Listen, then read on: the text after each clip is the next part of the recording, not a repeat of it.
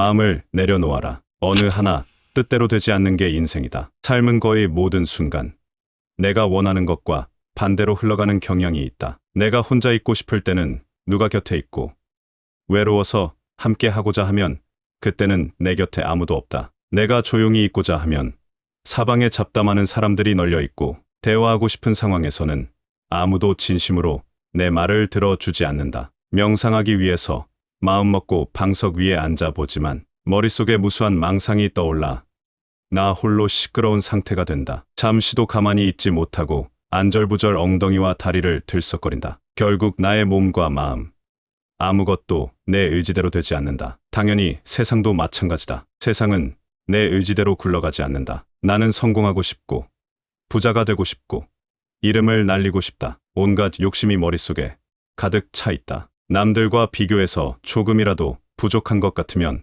참기 힘든 질투심이 솟아난다. 수많은 욕망이 떠올라 한시도 평화로운 순간이 없다. 내 안에 또 다른 내가 쉴 새 없이 나에게 말을 하고 욕망을 추구하라고 부추기는 것만 같다. 이를 어떻게 해야 할까? 복잡하고 혼란스러운 세상에서 나를 지켜줄 수 있는 것이 하나라도 있을까? 고요함과 평안함을 온전히 내 안에 깃들게 할 수는 없을까? 누가 빈 배에 소리칠까? 배를 타고 황하를 건너는데 아무도 없는 빈 배가 다가와 내 배에 부딪힌다면 비록 도량이 좁고 너그럽지 못한 마음을 가진 사람일지라도 화내지 않을 것이다. 그런데 만약 한 사람이라도 그 배 위에 타고 있었다면 곧 소리치며 밀고 당기고 했을 것이다. 한 번 소리쳐서 듣지 못하면 두 번 소리치고, 그래도 듣지 못하여 세 번을 소리칠 때는 반드시 듣기 싫은 욕설이 뒤따를 것이다. 앞에서는 화내지 않다가 지금 화내는 것은 앞에 배는 비었고 지금의 배는 찼기 때문이다. 사람도 마땅히 자기를 텅 비우고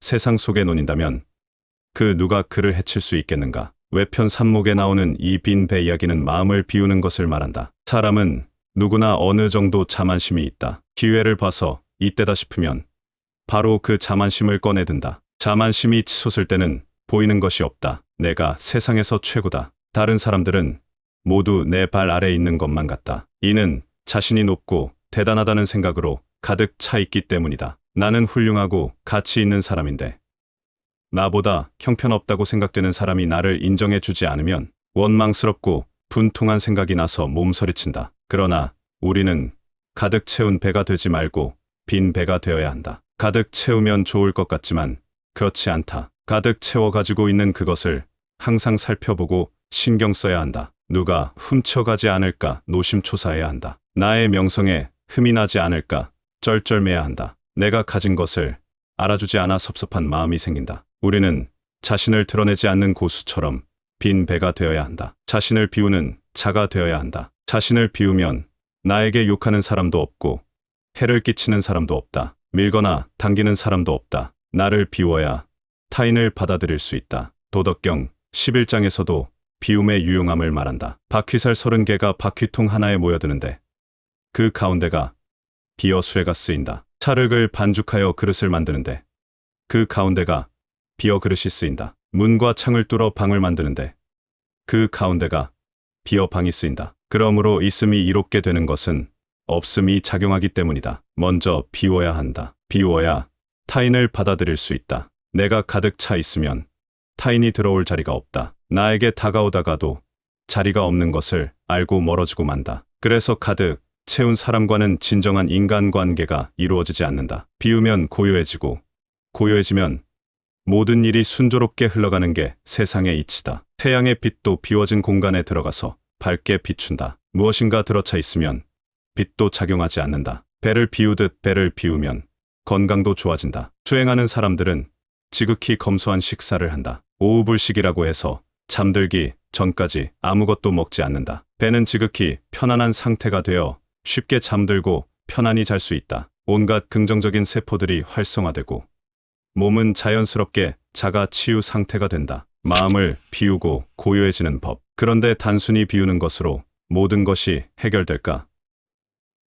그 모든 욕심과 화냄과 고통과 두려움이 단지 술잔을 비우고 배를 비우듯 그렇게 비우는 것으로 말끔히 해결된다는 말인가? 나는 미간을 좁히고 그것에 대해 생각해본다. 점점 생각을 거듭할수록 이건 아니라는 생각이 든다. 그것은 비우는 것의 효용성에 대한 의문이 아니었다. 그것은 나 자신의 행태에 대한 의문이었다. 빈 배처럼 되라는데 왜 자꾸 생각을 하면서 머리를 가득 채우느냐 말이다. 나는 고개를 세차게 흔들어서 머리를 비워보려 한다. 그러나 쉽사리 비워지지 않는다. 완전한 비움, 그리고 끝없는 고요함. 이것은 바로 내 편 인간세에 언급되는 심재, 매편 대종사에 언급되는 좌망에 해당하는 것이었다. 심재를 하면 비워진다. 좌망을 하면 고요해진다. 비우고 고요해지는 것은 머릿속의 모든 것을 덜어내고 있는다는 것이다. 그리고 그것은 바로 명상의 근원에 해당하는 것이다. 노자는 도덕경 16장에서 비움에 이르기를 극진히 하고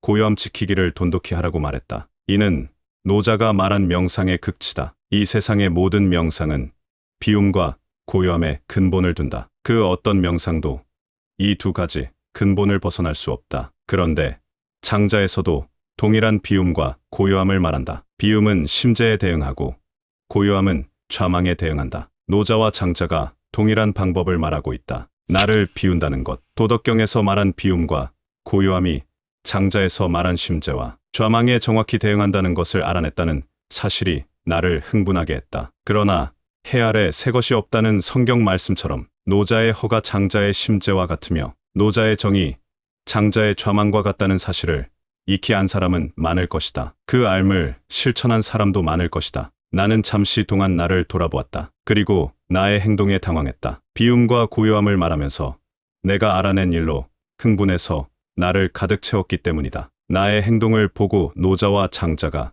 웃을 일이다. 현대에서 명상이라고 하면 불가를 떠올리는데 사실은 노자와 장자의 도가에서 그 원류를 찾을 수 있다. 불교에서 좌선은 자신을 비우는 심재와 모든 것을 잇는 좌망의 변형이다. 내용은 다르지만 불교의 삼보인 불법승은 도덕경에 나오는 삼보에서 유래한 것이다. 참고로 노자가 보물로 생각하여 항상 지니고 보존한다는 삼보는 자애로움, 검소함, 감히 천하에 앞서지 않음이다. 자애로움은 사랑과 자비를 말하고 검소함은 절제와 비움을 말하며 감히 천하에 앞서지 않음은 겸손과 공손을 말한다. 나는 정저하고 앉아서 나를 비운다. 그리고 고요해지고자 한다. 나는 결국 빈 배가 되어 나를 비우고 고요함 속에서 논인다. 장자에서 배를 등장시킨 것은 도와 가장 닮은 것이 물이기 때문이다. 상선약수, 최고의 선은 물과 같다. 물 위에서 자신을 비우고 모든 것을 잊은 채 고요히 유유자적 살아가는 것이 장자에서 말하는 참된 삶, 참된 명상의 방법이라는 것을 깨달아야 한다.